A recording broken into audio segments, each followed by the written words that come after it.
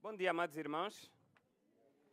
É um prazer estar esta manhã diante de vocês e poder, em humildade, pregar a palavra de Deus. Eu queria pedir que pudéssemos abrir no livro de Gênesis. Vamos voltar, depois de muito tempo, ao livro de Gênesis. E a proposição dos próximos meses é conseguirmos cumprir aquilo que prometemos há uns cerca de 2 anos, de poder pregar, pelo menos aos anciãos da igreja, eu, o irmão Rui Pedro, o irmão Daniel Cadete, Gênesis, do capítulo 1 ao capítulo 12. E hoje vamos estar a abrir, eu não disse o capítulo, Gênesis capítulo 9. Gênesis capítulo 9, versículos 20 em diante. Hoje vamos estar a meditar numa passagem bastante extensa. Vamos ver o restante do capítulo 9 de Gênesis, mas também iremos estar a estudar o capítulo 10, tá? Na sua íntegra. Então, o capítulo 10 que alguns até nem passam por cima, tá bem? Se já se deram conta, é um capítulo dedicado à genealogia. Sim, amados, hoje vamos estudar também genealogia no domingo, no sermão da Palavra de Deus. Mas, dada a extensão do capítulo 10, nós hoje vamos ler juntos, tão somente dos versículos 20 a 29 do capítulo 9. E depois iremos, quando chegarmos ao capítulo 10, iremos estar a observar estes versículos juntos, sem eu estar a ler ou estarmos a ler juntos inicialmente, está bem? Do capítulo 10. Então, eu queria pedir a todos aqueles que podem de colocarem-se de pé e vamos então ler a palavra de Deus juntos.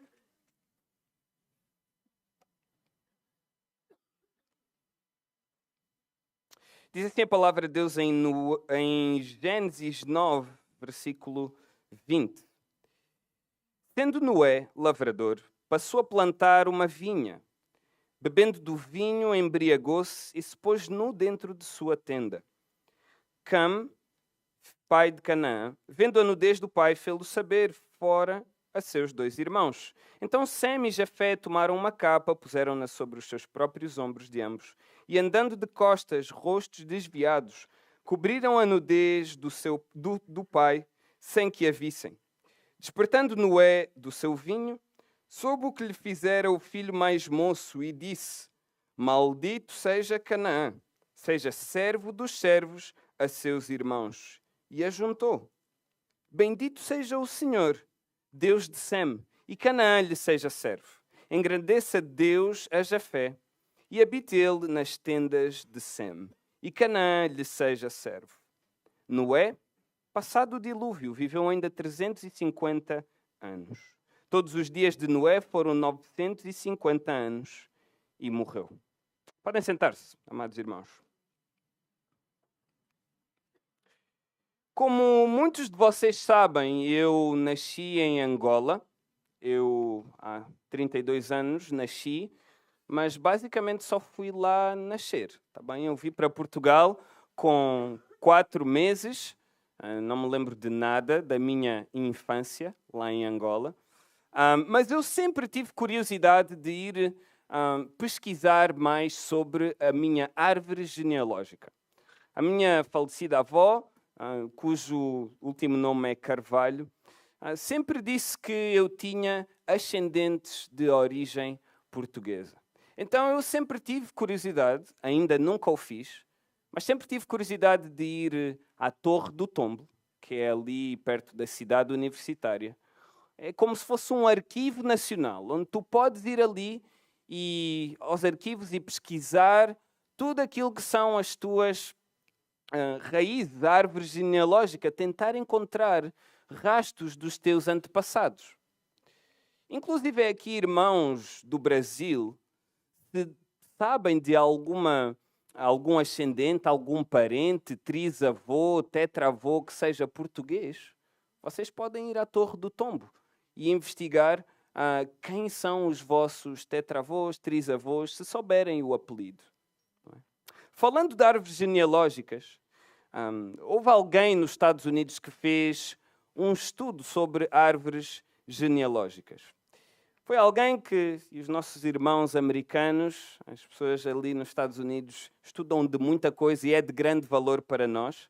Houve alguém que foi pesquisar no sistema prisional, agarrou num dos presos e tentou ir investigar quem eram os antepassados dos presos que estavam ali e tentar entender algum padrão, alguma coisa em comum em todos os antepassados.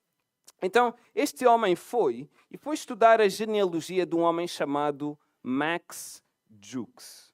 Tá bem? Max Jukes. Então, este homem foi investigar o legado, digamos assim, todos aqueles que tinham sido descendentes de Max Jukes, e ele chegou à conclusão do seguinte: a descendência deste homem incluía 7 assassinos, okay? 60 ladrões, 190 prostitutas, 150 outros criminosos de algum tipo, 310 burlões, okay? E 440 que de alguma forma tinham tido acidentes por causa do seu vício do álcool. Okay? Dos 1.200 descendentes de Max Jukes que foram investigados, 300 deles morreram prematuramente. Que triste legado, que triste árvore genealógica. Continuando a falar de árvores genealógicas, hoje vamos debruçar-nos sobre uma em particular, a árvore genealógica de Noé. E o que iremos ver, por meio desta árvore genealógica, é como é que este legado, o legado de Noé, a sua árvore genealógica, aponta para o Redentor, aponta para a redenção Jesus Cristo. E por isso vamos então debruçar-nos sobre estes versículos no capítulo 9, versículos 20 a 29, e então estudarmos juntos as lições que podemos aprender por meio de Noé e o seu legado redentor. Noé, um legado redentor, é o título do sermão esta manhã. Então, no versículo 20, em Noé, um legado redentor, nós vemos então a descrição de Noé. Noé sendo um lavrador. E trazendo à memória em que contexto é que nós estamos já depois do dilúvio, do qual Noé, na verdade, foi escolhido por Deus, separado por Deus, para poder construir uma arca e, na verdade, abrigar ali imensas formas de vida na qual iria estar Noé e a sua família. Porque disse de Noé que ele achou graça diante do Senhor. Esta é a descrição de Noé que vemos aqui. Gênesis 6:8 diz que Noé era um homem justo e íntegro entre os seus contemporâneos. Num contexto que nos é descrito no capítulo 6, onde, na verdade, vemos os filhos de Deus a procriarem, a terem filhos com as filhas dos homens. Não é? Os homens da descendência de Sete a terem filhos com uma descendência maldita, a descendência de Caim. Não é? E vemos ali o pecado e a perversão que havia naquele tempo em Gênesis 6. Mas vemos aqui a descrição de Noé. Um homem justo e íntegro entre os seus contemporâneos. Diz ainda que Noé andava com Deus. Foi este Noé que entrou na arca. Foi este Noé que passou vários dias na arca depois do dilúvio, que julgou toda a terra, exceto aquilo que estava dentro da arca. E foi este Noé que então, no capítulo 9, nós vemos que é dado um mandamento que é salientado pela segunda vez na história de Gênesis. O mandamento em Gênesis capítulo 9, versículo 1, sede fecundos, multiplicai-vos e enchei a terra. Este é o mandamento que foi dado a Noé depois do dilúvio, para que eles pudessem então encher a terra novamente, depois então do dilúvio e deste juízo sobre a terra. Nós vemos no versículo 17 que Deus faz uma aliança com Noé, ou por meio de Noé. Uma aliança que se estenderia por toda a terra, cujo sinal é até um arco-íris. Não é? E com este pano de fundo, eis que o final do versículo, o versículo 18, na verdade, diz que os filhos de Noé saíram da arca e foram então povoar a terra. Foram então povoar a terra. E este é Noé.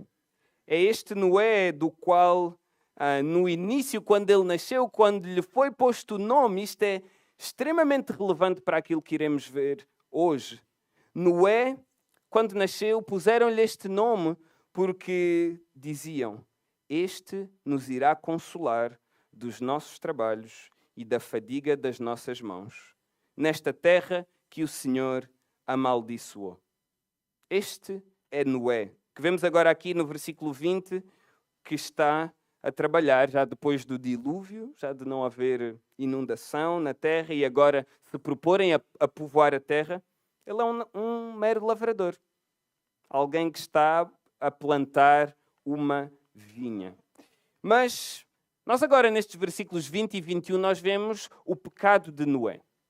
Noé, lavrador, plantou uma vinha e nós agora vemos aqui no versículo 21 qual é que foi então o seu pecado. Notem o que é que diz o versículo 21. Bebendo do vinho, ou seja, do fruto do seu trabalho, que trabalhava numa vinha, ele embriagou-se e pôs-se nu dentro da sua tenda. Então vemos Noé aqui pecando com discernimento fora do controle. Ele embriaga-se, perde o seu domínio próprio, embriaga-se e põe-se nu na sua tenda, dentro da sua tenda. Ora, na verdade, a embriaguez foi o pecado de Noé e vemos as consequências disso na sua própria vida, pondo-se nu dentro da sua tenda, não tendo controle daquilo que faz ou não faz. E notem bem como em toda a Escritura, não é?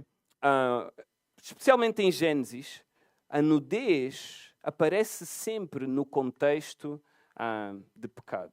Aparece sempre no contexto de pecado. Foi assim que aconteceu com Adão, não é? A vergonha, ou seja, a nudez, a vergonha, aparece sempre no contexto do pecado. Foi assim que aconteceu com Adão, foi assim que aconteceu também com Ló. E aqui também vemos com Noé, não é? Que depois de ter pecado, ele, na verdade, estava numa conduta devassa, pecaminosa diante de Deus. E é aqui que consiste o pecado, então, de Noé, que vemos nestes dois versículos, sem qualquer domínio de si mesmo. Agora, nos versículos 22 em diante, depois do pecado de Noé, vemos sim o seu pecado, continuamos a ver o pecado de Noé, mas a atitude dos filhos em relação a este mesmo pecado. Notem o que é que acontece nos versículos 22 e 23. Então vemos Cam, pai de Canaã, esta descrição é muito importante para aquilo que iremos ver a seguir, vendo a nudez do pai, então ele viu, foi à tenda, viu o pai nu, e o que é que ele faz? E aqui consiste a reação de um dos filhos, a reação de Cam. Fê-lo saber fora a seus 2 irmãos. Esta foi a primeira reação.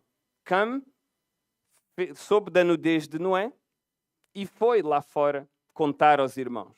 Esta é a descrição que nos é dada. Em contraste, nós vemos no versículo 23, Sem e Jafé, outros 2 filhos de Noé. Então, qual foi a sua reação ao pecado do pai? Nós vemos que eles tomaram uma capa, puseram-na sobre os seus ombros e, andando de costas, rostos desviados, cobriram a nudez do pai sem que a vissem. Okay? Então, 2 reações diferentes à nudez e ao pecado de Noé.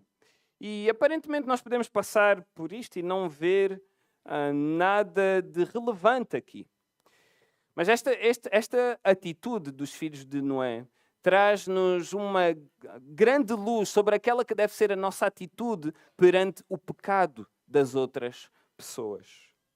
Nós vemos aqui Cam, que perante a nudez do pai, e em todo o Antigo Testamento nós vemos uma condenação de Deus à nudez. Nós vemos em Levítico, obviamente, a condenar todos aqueles que, por exemplo, veem a nudez ou da mãe, ou da irmã, ou do pai, etc. Ok? Obviamente. Então, Deus abomina isso, não é? Nós vemos Adão e Eva que se cobriram de vergonha por causa do seu próprio pecado, não é? E por isso Deus abomina também, de certa forma, aqui a nudez, não é? Mas Cam, vendo a nudez do seu pai e não honrando o seu pai, a descrição do texto e o tom da linguagem no hebraico é que ele foi para fora falar com os seus irmãos e é como se estivesse a rir, a gozar do seu pai. Este é o tom desta descrição aqui do pecado de Cam. Ele foi fora, fê-lo saber fora aos seus dois irmãos. Ele não quis restringir aquilo que tinha sido o pecado do pai, não é?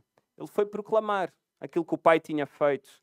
Foi bradar aos altos céus. Ei, olhem o que é que o meu pai fez. Foi falar com os seus irmãos também.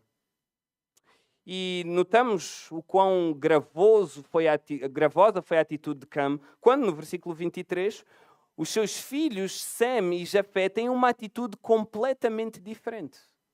Souberam do pecado do pai e a primeira reação foi ir e cobrir o seu pai, cuidar do seu próprio pai. Okay? E notem a sua atitude perante a nudez dele, de Noé. Eles andaram de costas, tinham os seus rostos desviados e cobriram a nudez do pai. Nudez aqui como simbolismo até do pecado de Noé. As consequências, a vergonha de Noé. E nós vemos aqui que Sem e Jafé tinham um coração diferente do seu irmão Cam. E não quiseram, primeiro honrando o seu pai, não quiseram ter nada a ver, de certa forma, com o pecado. Mas ainda querendo honrar, quiseram cobrir o seu pai. Quiseram cobrir o seu pai e não expô-lo diante dos demais sobre aquilo que ele tinha feito. Então, nós vemos aqui dois corações diferentes. O coração de Cam e o coração de Sem e Jafé. E, de certa forma, isso tem tudo a ver connosco também e a nossa atitude perante o pecado. Na verdade, hoje em dia nós vemos, e este ano, estes últimos meses em particular, de várias formas, testemunhos de homens que outrora eram conhecidos por ter um bom testemunho, mas que, entretanto, a sua atitude perante o pecado foi uma atitude ligeira, de ligeireza, de relaxamento para com o pecado. E trouxe consequências. Ministros a cair em pecado sexual, a desgraçar o seu testemunho com maledicência. Vemos também figuras proeminentes no contexto cristão. Esta semana soube de um cantor de uma banda muito conhecida, pelo menos nos tempos em que eu era jovem, os Newsboys, que caiu em pecado sexual. Terrível o testemunho daquilo que ele fez, daquilo que eram as suas práticas.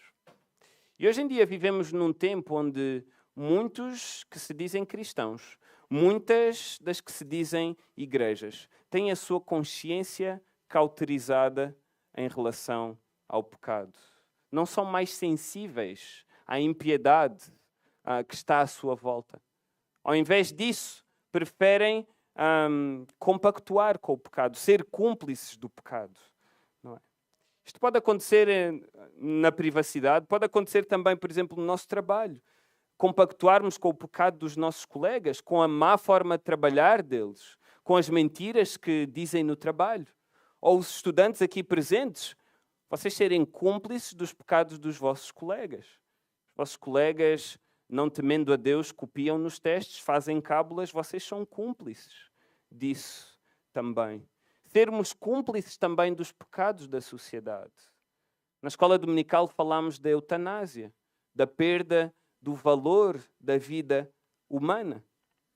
Nós podemos ser cúmplices também disso mesmo, deixando-nos enganar pelos pensamentos da sociedade, ou deixando-nos enganar também por aquilo que nos ensinam na escola, por aquilo que nós vemos na televisão.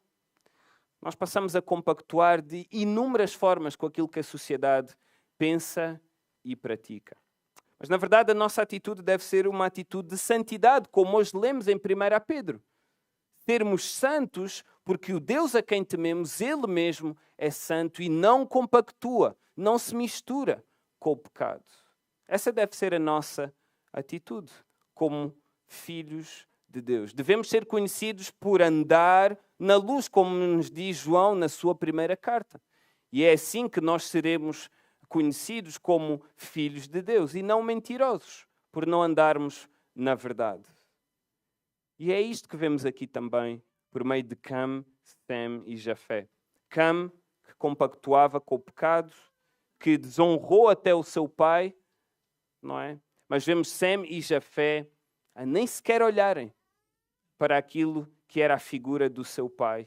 E ao mesmo tempo quiseram honrá-lo em vida, quiseram restringir até a exposição do seu próprio, do pecado do seu próprio pai. Essa deve ser a nossa atitude perante o pecado, perante o mundanismo na igreja. Não devemos deixar que práticas estranhas à palavra de Deus se infiltrem entre nós. Então devemos ter cuidado e confrontar-nos, repreender-nos uns aos outros, para que o Senhor ache a sua igreja andando em novidade de vida, vivendo de forma digna do Evangelho que nos salvou e transformou. Então vemos aqui o pecado de Noé e a atitude dos seus filhos, mas nos versículos 24 em diante, nós então vemos que Noé, despertando do seu vinho, já consciente, ele soube o que lhe fizera, diz o versículo 24, o filho mais moço. E agora nós vemos aqui a maldição e a bênção de Noé sobre os seus filhos. A maldição e bênção de Noé sobre os seus filhos. Obviamente, a maldição, vemos aqui, caiu sobre Cam, caiu sobre a sua descendência. Diz aqui o versículo 25, maldito seja Canaã, seja servo dos servos a seus irmãos. Então nós vemos que por causa da desonra, sabendo Noé o que tinha acontecido e a exposição do seu pecado, da sua vergonha, nós vemos que Noé amaldiçoou o seu próprio filho Cam. E nós iremos ver as consequências disso nos próximos versículos. Então a sua descendência iria ser serva dos seus irmãos Sem e Jafé, que honraram o seu pai, então Noé. E acrescentou, no versículo 26, bendito seja o Senhor, Deus de Sem, e Canaã lhe seja servo. Nós vemos aqui que de forma particular Noé prediz aqui que Sem e a sua descendência iriam bendizer a Deus, iriam ser benditos, iriam ser escolhidos. E na verdade nós vemos aqui, deixem-me já adiantar, que é em Sem que vai continuar então a descendência da promessa. A descendência da promessa. Não é que começou obviamente em Adão, passou para Sete, vemos aqui em Noé e agora iria passar para Sem. Iria passar para Sem. E vemos que Canaã, mais uma vez, ou Cam, e a sua descendência, iriam ser servos, iriam servir. E já iremos ver o que é que constitui esta serventia, digamos assim.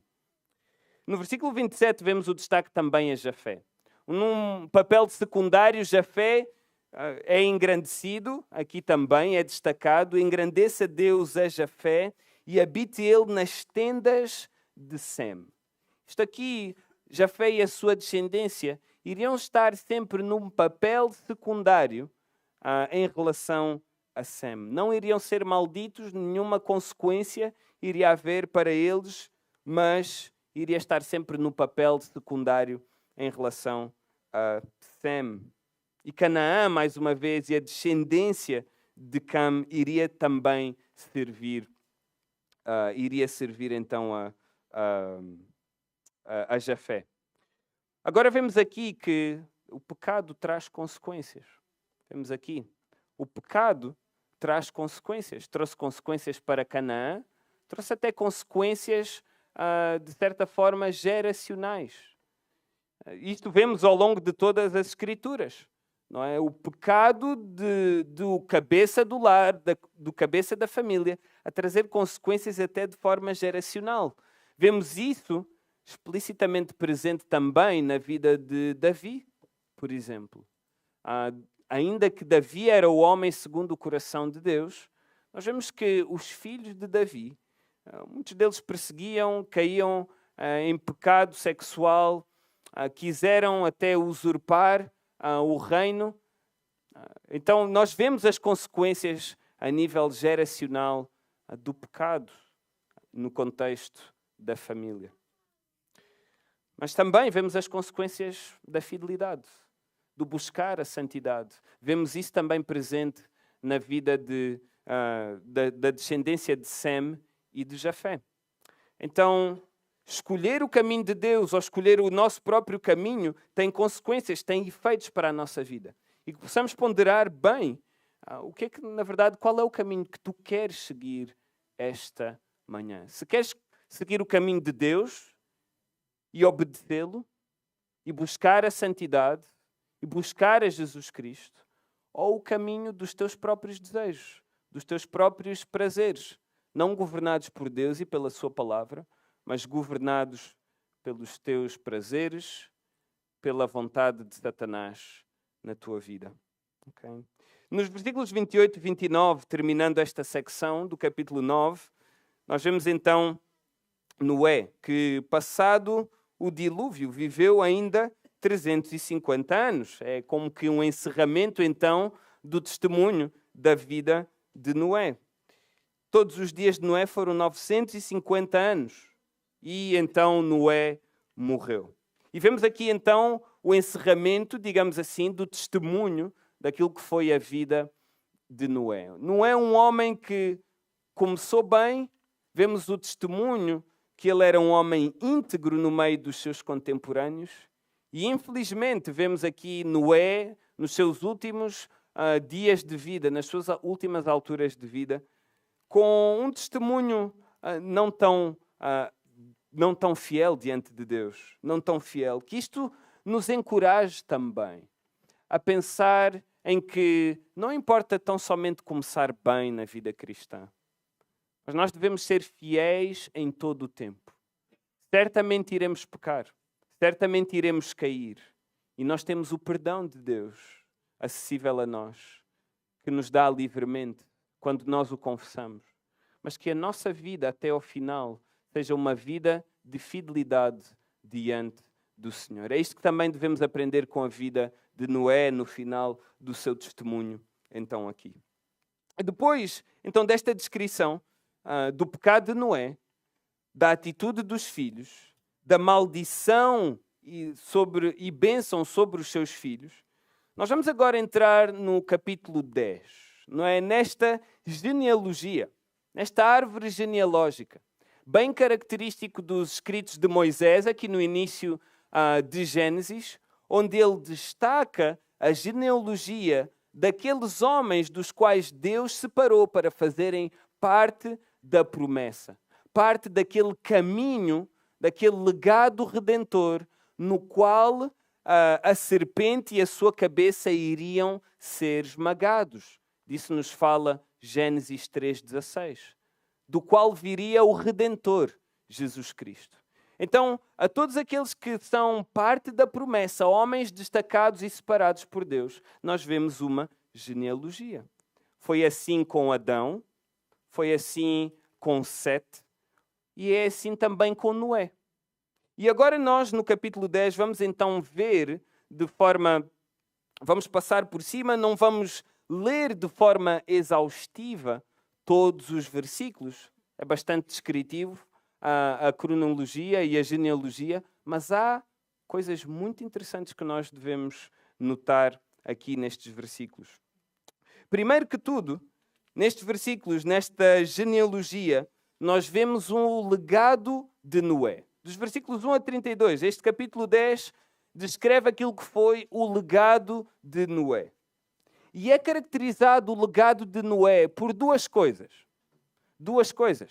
Inimizade e redenção. É um contraste aqui que vemos. Inimizade e redenção. Primeiro nós vemos aqui presente a inimizade. Porquê? Porque nós vemos dos versículos 6 a 19, 6 a 20, nós vemos então a genealogia, ou a genealogia de Cam, a descendência de Noé por meio do seu filho, Cam. Mas também vemos a redenção presente aqui.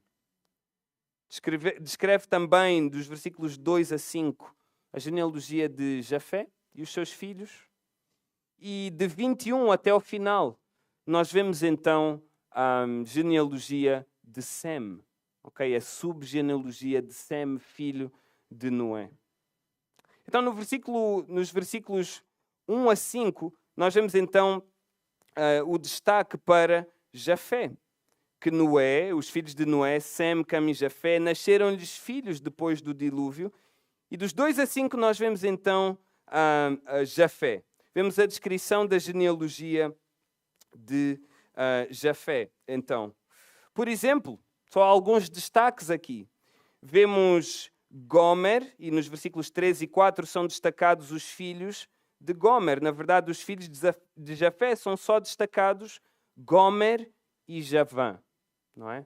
E estes é descrito que, na verdade, eles foram povoar as nações. Foram povoar a terra. Tal como Deus tinha ordenado em Gênesis capítulo 9, versículo 1. Vemos aqui cumprido também em Gomer e Javã.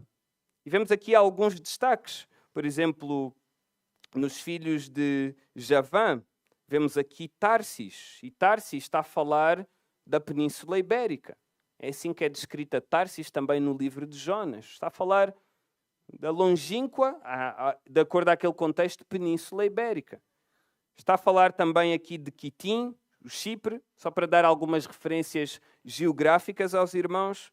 Está a falar também aqui, vemos isto aqui em Javã, os filhos de Gomer, Askenaz, está a falar ali do norte, então, tendo como referência a Israel, em países agora como é, por exemplo, a Europa de Leste, por exemplo. Então vemos aqui a extensão geográfica da descendência de Noé, neste caso em particular, os filhos de Jafé. Então eles habitaram verdadeiramente a terra como Deus tinha então ordenado.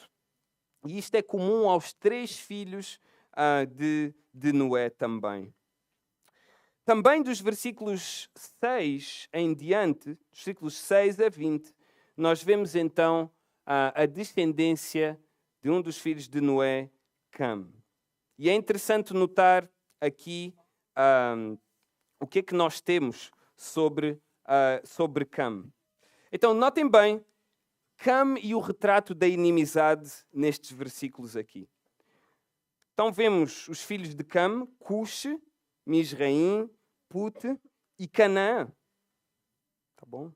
No versículo 8, o que é que nós vemos? Alguns destaques. Cush. Vemos Cush que gerou a Nimrod, o qual começou a ser poderoso na terra, diz-nos o versículo 8. Foi valente caçador diante do Senhor, daí dizer-se como Nimrod, poderoso caçador diante do Senhor. E notem bem este destaque aqui a Nimrod, alguém poderoso, não é? Que tinha força, que era conhecido pela sua força. E as referências geográficas que nós vemos aqui. No versículo 10, nós vemos que o princípio do seu reino, o reino de Nimrod, foi Babel. Nós iremos no próximo sermão, em Gênesis capítulo 11, estudar mais a fundo sobre Babel, mas nós sabemos a história deste povo, o que é que aconteceu ali naquela cidade, que estes homens e mulheres queriam construir uma torre porque queriam chegar aos altos céus e ser como Deus. Começam a ver aqui a inimizade diante de Deus por meio da descendência de Cam. Vemos também no versículo 11, daquela terra saiu ele Nimrod, para a Síria, e nós vemos como é que Deus usou na história os assírios para levar para o cativeiro as 10 tribos do norte, que faziam parte do Reino Unido, de Davi e Salomão, e até o rei anterior, não é? Que, na verdade, foram usados por Deus, os assírios, para levar o reino de Israel para o cativeiro, o povo de Deus para o cativeiro. Vemos também aqui Nínive. Nós vemos o relato no livro do profeta Jonas de como é que era a cidade de Nínive. Era uma cidade pagã, uma grande cidade naquele tempo, mas que, na verdade, não temia ao Senhor. E foi necessário ir o profeta Jonas pregar o arrependimento a esta cidade. Nós vemos no versículo 13 também a referência a Misraim, que é o Egito, tendo como referência geográfica. Vemos o Egito que foi usado para aprisionar o povo de Israel, que se firmou ali durante anos e anos. Vemos isso em Gênesis e depois também em Êxodo. Ali onde estava o povo de Israel no cativeiro. E nós vemos então a inimizade contra o povo de Deus aqui presente. Vemos no versículo 14, continuando, a referência a Casluim. E aqui vemos Moisés, entre parênteses, a dizer de onde saíram os filisteus. Continuamos a observar a inimizade da descendência de Cam para com Deus. Os filisteus que travaram guerras continuamente contra o povo de Israel. Isto nos fala 1 Samuel também 17, versículo 4. O próprio Golias era um filisteu, aquele que lutou contra Davi. Então, o reinado de Israel, do Reino Unido, foi marcado por intensas batalhas, vitórias e derrotas sobre os filisteus também. No versículo 15, vemos então Canaã, também aqui, que gerou a Sidom, o seu primogênito. E, por exemplo, Ezequiel tem uma profecia de juízo contra vários povos. Um deles é também Sidom. Filho do homem, volve o rosto contra Sidom, diz Ezequiel 28, versículos 21 e 22. Profetiza contra ela e diz: assim diz o Senhor Deus: eis-me contra ti, ó Sidom, e serei glorificado no meio de ti, e saberão que eu sou o Senhor, quando nela executar juízos e nela me santificar. Então vemos aqui Deus com um juízo contra Sidom. Mas também vemos no versículo 16 que há uma transição aqui. Em vez de falar de nomes de cidades, não é? Vemos agora que está a falar no versículo 16 de povos. Notem o que diz no versículo 16. A quem Canaã gerou. E Moisés faz isto de forma propositada. Fala de vários povos. Os jebuseus, os amorreus, os girgaceus, os heveus, os arqueus, os sineus, os arvadeus, os zemareus, os amateus, e depois se espalharam as famílias dos cananeus. Então, Moisés faz isto de forma propositada, ele menciona estes povos.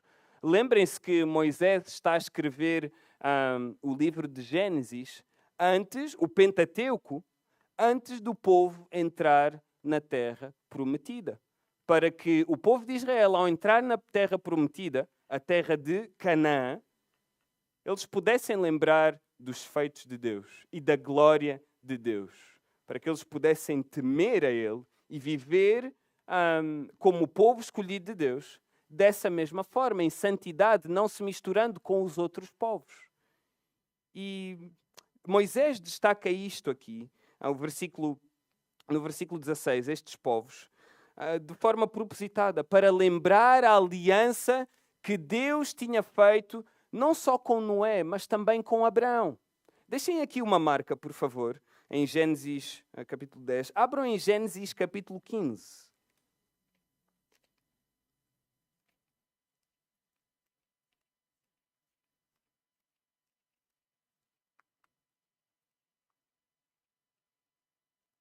Gênesis capítulo 15, versículos 18 a 21. Termina aqui neste versículo, neste capítulo 15, a aliança, o relato da aliança que o Senhor faz com Abraão.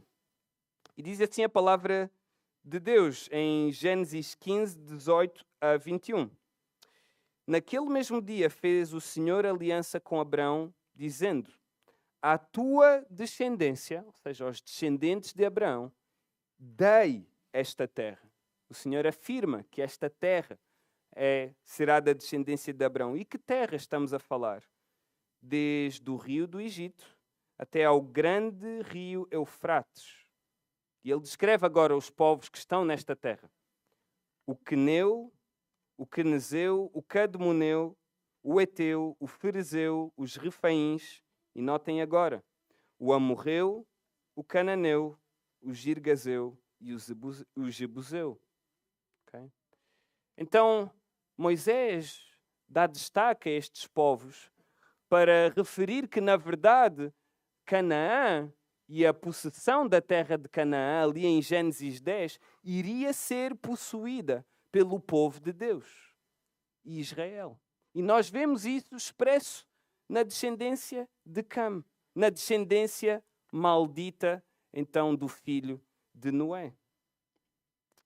Também em Êxodo 33, versículos 1 e 2, mais tarde, o Senhor faz esta declaração a Moisés e ele diz: vai, sobe daqui, tu e o povo que tiraste da terra do Egito, para a terra a respeito da qual jurei a Abraão, daquilo que nós lemos em Gênesis 15, a Isaque e a Jacó, dizendo: à tua descendência a darei.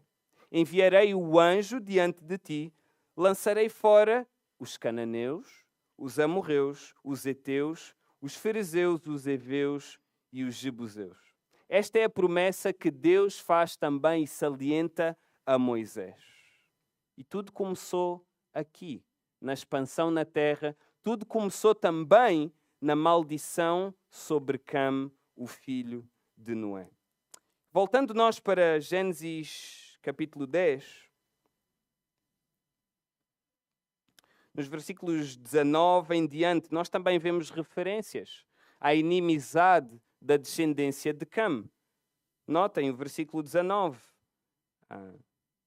E o limite dos cananeus foi desde Sidom, indo para Gerar até Gaza, okay? Até referência aqui até aos dias de hoje, e como, sem querer entrar obviamente em questões políticas, mas como o povo de Gaza atenta contra o povo de Israel.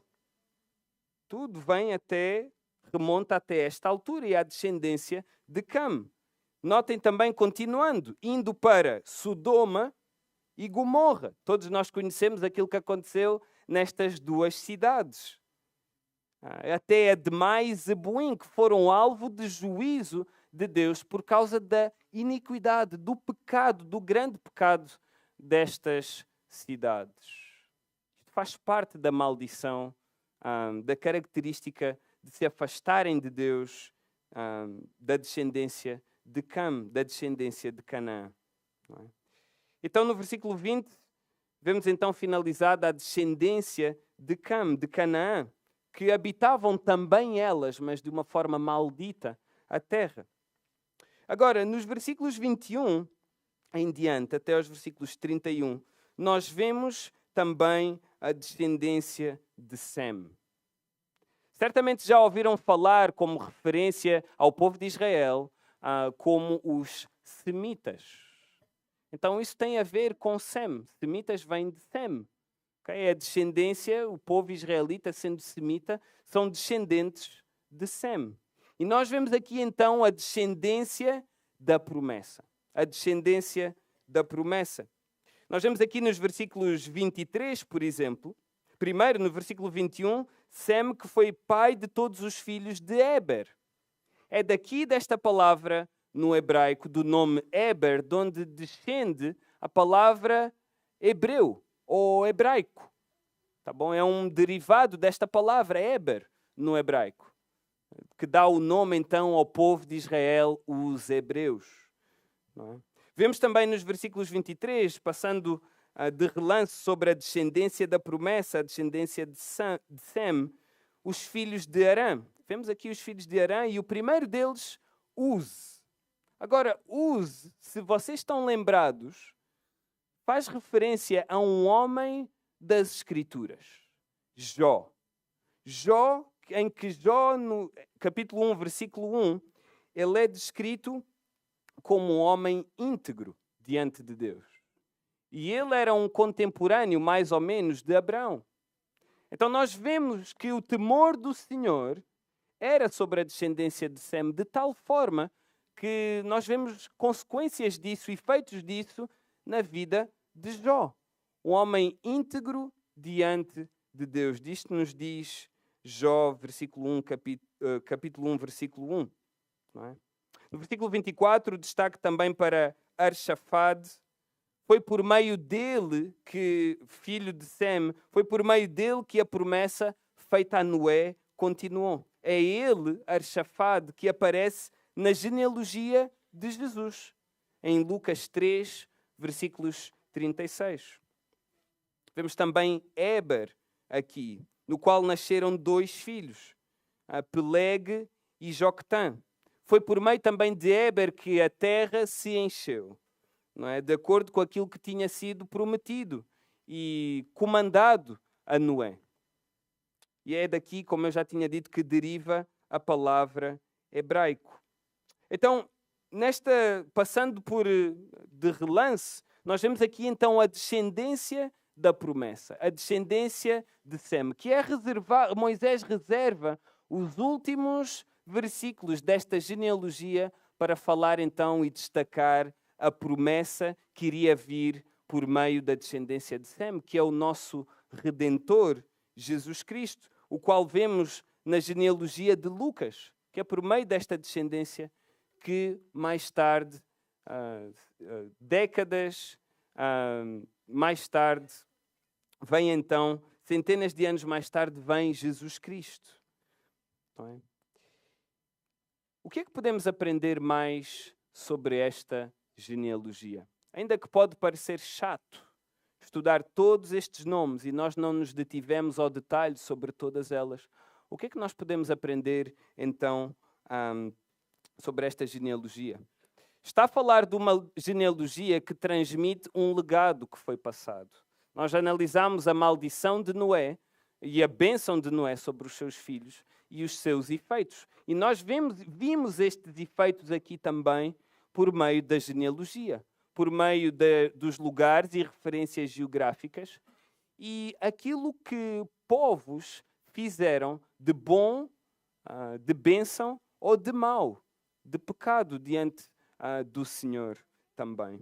Isto mostra-nos que, na verdade, todos nós, como famílias de Deus, nós devemos passar, há um legado que nós devemos passar aos nossos filhos.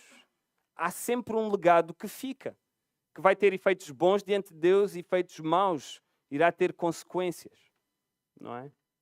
E nós aqui podemos destacar então, de forma particular, o legado de Sem, não é? A descendência de Noé presente nos seus filhos e de forma particular em Noé representa até bem o mundo em que nós vivemos hoje. Um mundo que tem 2 vontades.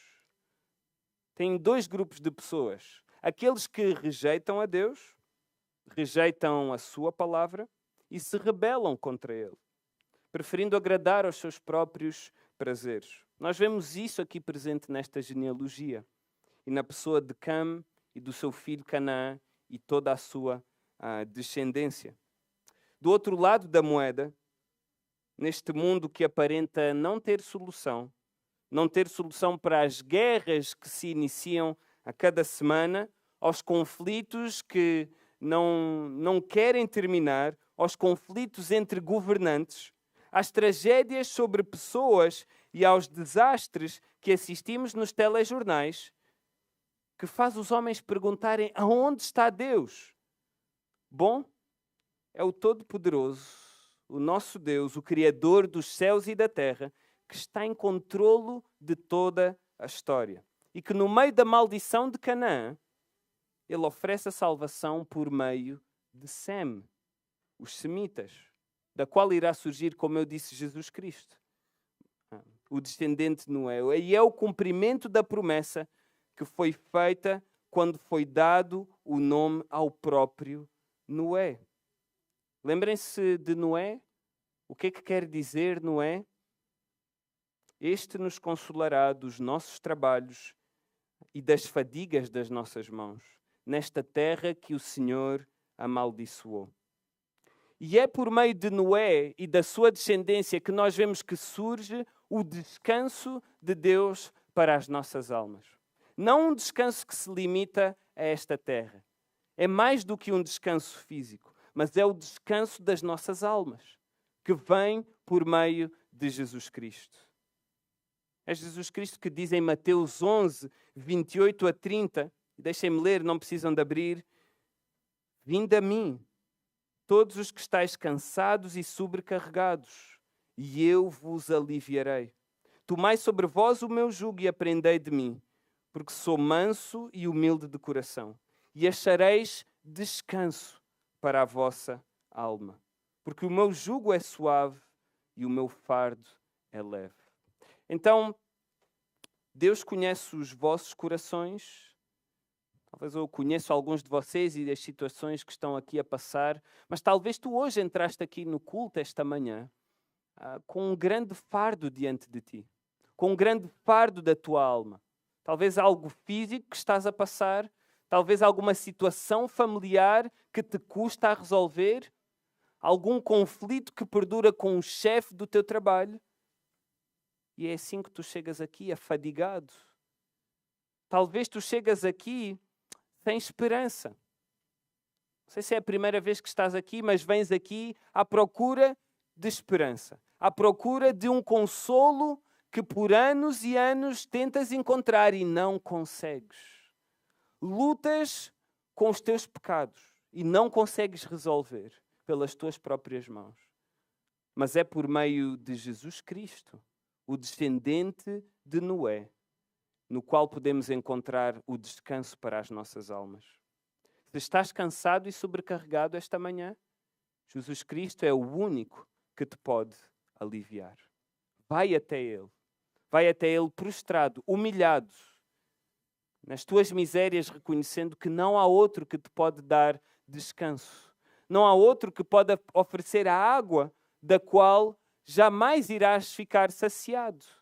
É Jesus Cristo, o único que dá o descanso. Jesus Cristo, o descendente de Noé.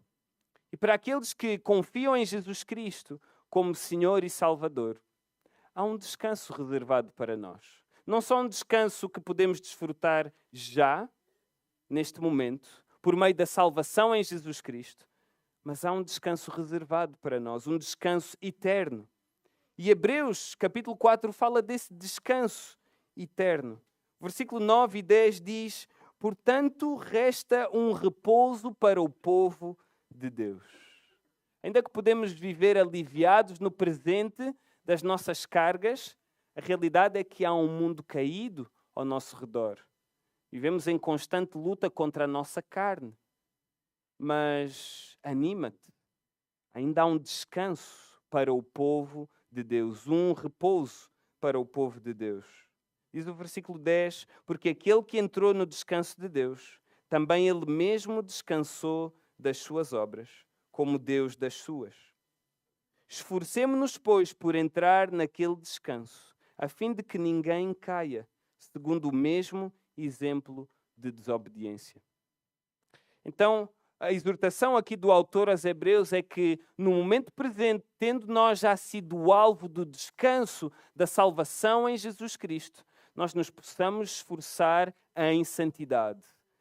Lembrando-nos todos os dias, em sacrifício, lutando contra o nosso pecado, para que um dia, sendo confirmada a nossa salvação, nós possamos desfrutar do descanso eterno que nos está reservado na presença do Pai, na presença do nosso Senhor e Salvador, Jesus Cristo.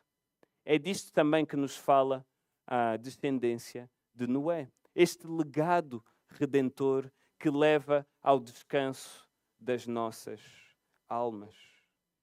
Então, se tu estás aqui esta manhã carregado, sobrecarregado e sem esperança nenhuma, crê em Jesus Cristo.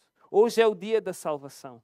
Crê em Jesus Cristo como teu Senhor e Salvador. Arrepende dos teus pecados e crê na obra da cruz, da qual Jesus, de forma perfeita, carregou os pecados na cruz e a condenação e a ira de Deus que estava destinada a nós. O justo pelos injustos, para que nós, crendo em Jesus Cristo, tenhamos o descanso e possamos entrar na presença de Deus.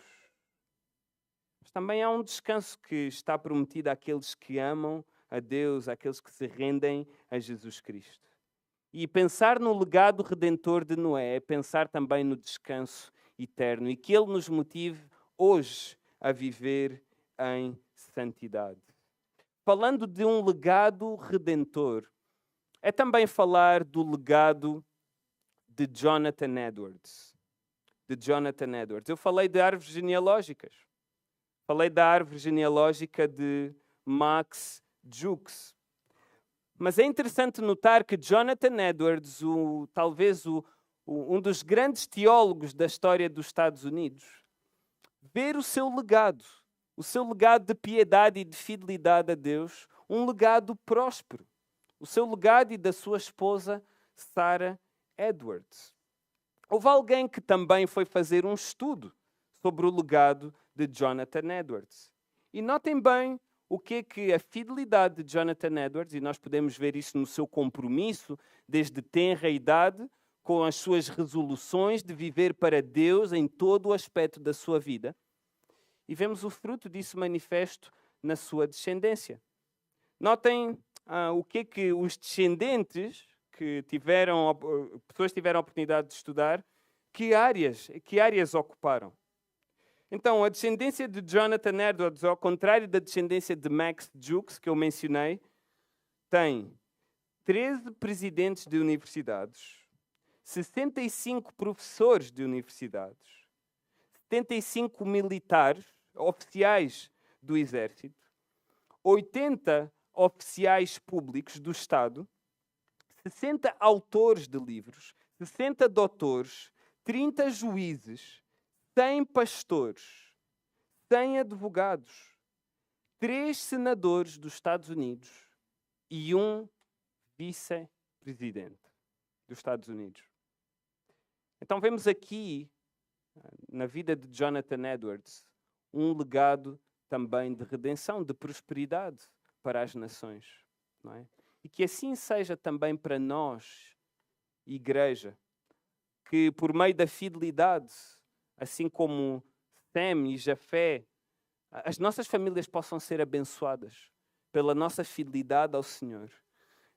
Por casas na nossa igreja que servem ao Senhor e ao Senhor somente. E como vimos em 1 Pedro hoje, que andam no caminho da santidade, refletindo Deus, aquele que é o Santo. Então fica um encorajamento para nós que possamos viver em fidelidade diante de Deus e ser sal e luz por meio do nosso legado de fidelidade para não só a nossa família, para a nossa comunidade, para o país, para as nações, assim como aconteceu com Jonathan Edwards. Vamos orar ao Senhor? Senhor, damos-te graças por olhar para a tua palavra e que em tudo, Senhor, até mesmo nas genealogias, Senhor, aprendermos qual é o caminho que devemos seguir. Ajuda-nos a ser fiéis em tudo e a obedecer à tua palavra, Senhor, para que os outros povos temam e tremam diante da tua presença, Senhor. Oramos para que muitos, começando hoje, Senhor, diante da tua palavra, reconheçam que tu és o Deus único e verdadeiro, que és o único que pode salvar por meio de Jesus Cristo, Senhor. Que os homens, Senhor, possam escolher não o caminho da maldição, da impiedade, do pecado, da rejeição a ti, Senhor, mas o caminho da bênção, do descanso, Senhor, que há tão somente em Jesus Cristo. O único que pode dar uma esperança que não se esvanece, Senhor, que não se esvai com o tempo, mas que perdura para todo o sempre, Senhor. Pedimos tudo no nome de Jesus. Amém.